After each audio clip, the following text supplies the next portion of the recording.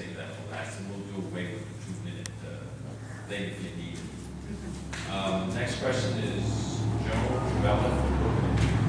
Hi, that's me. I represent on the Brooklyn School Board as well as on the Woodstock Academy Board as a sending town. And in the 5 years that I've been doing this, I've just noticed there's more and more unfunded mandates. We touched on this a little bit, but I feel like we're at a point now that there's just nowhere to go. You know, our schools have gotten creative with how do we stop sending kids out that have special education needs. We're trying to keep those kids in-house so we don't have to put that bill because it all goes at the local level. Common Core is coming down the pike fast and furious, and this says that our administrators now have to observe and monitor all of our teachers 5 times a year. So if you have a school building of 30 teachers, that administrator is observing 150 times. I've seen the reporting that our superintendents have to provide to the state.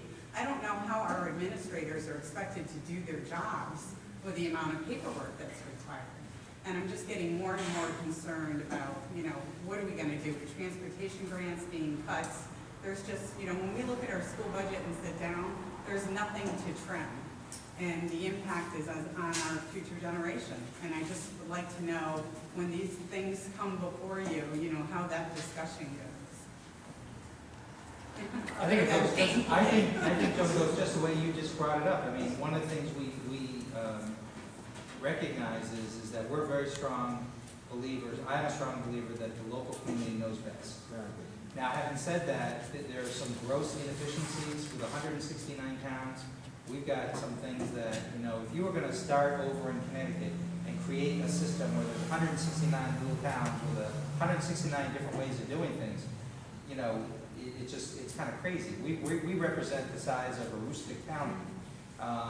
So there are things that we have to figure out how to band together as common groups and do things on a more regional basis.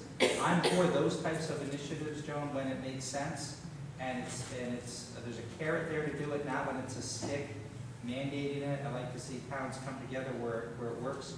I will tell you that there is more flexibility in your role as being on the Academy Board of Trustees. The Academy is privileged in the sense that it is one of the 3 endowed academies because they are insulated somewhat from some of the things that the public schools have to do. So I continue to fight to ensure that independence, but we're always fighting to try and make sure people understand the plight of the towns and what's going on. But in terms of ECS funding and MBR, you know, a town like Brooklyn, Connecticut isn't going to receive the funds that it needs to do those great things. You know, it's going to go to the Bridgeports and New Havens. It'll fare better because of Don Williams, you know, as your state senator, but there's always going to be those who are trying to change the formula, to tweak it, to do things in the middle of the night, to change who the winners and losers are, and that's what we're up against. And I think it's just increasing and increasing. You know, Common Core's coming down the pike. We also have new graduation requirements for our high school students for 2016 and 17. So you have kids that are struggling to make it through 4 years. Now we've stripped their electives and we've told them, you know, every course they need to take, world languages and STEM and capstone and all these things. And these kids that are struggling to make it in 4 years are now going to need 5. That comes back to the local level if you're tuitioning students.